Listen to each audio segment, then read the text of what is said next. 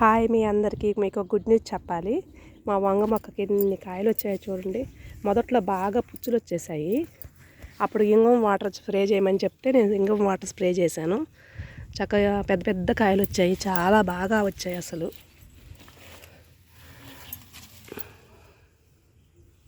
ఎంత బాగా వచ్చాయి మీరే చూడండి.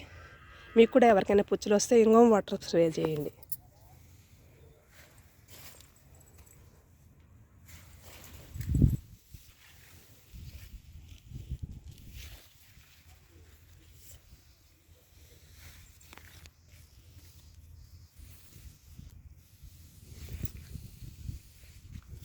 కొమ్మలు ఇరిగిపోయేలాగా వచ్చాయి కాయలు.